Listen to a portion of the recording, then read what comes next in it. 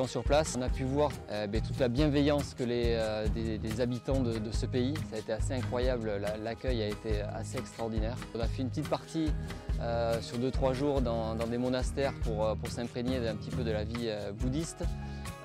Et après, donc, on est parti dans un village, donc dans la région de Chapacote exactement. On est parti donc dans une école qui était d'une centaine d'élèves à peu près. On a pu commencer cette école-là qu'on a rénovée donc, au niveau des peintures et de la moquette. Et ensuite, on a raccordé cette école-là aussi à l'eau courante. Un village qui était à côté d'environ 500 habitants a pu profiter de ce raccordement-là. Finalement, avec l'entraide et la solidarité des gens, on a pu arriver en 5-6 jours à faire un réservoir, c'est-à-dire une cuve en béton de 12 000 litres. On a mis une pompe à l'intérieur et maintenant l'eau est ramenée dans le village et dans l'école, où on s'est dit bon, il y a beaucoup de choses à faire, les besoins sont immenses en termes de rénovation, en termes de raccordement, en termes de distribution de fournitures dans d'autres écoles, en termes de création de fermes pour l'autonomie des femmes qui sont très dépendantes de leur mari sur certaines régions, en termes de santé aussi pour essayer de cibler des campagnes de dépistage au cancer de col de l'utérus pour les femmes dans des villages très isolés.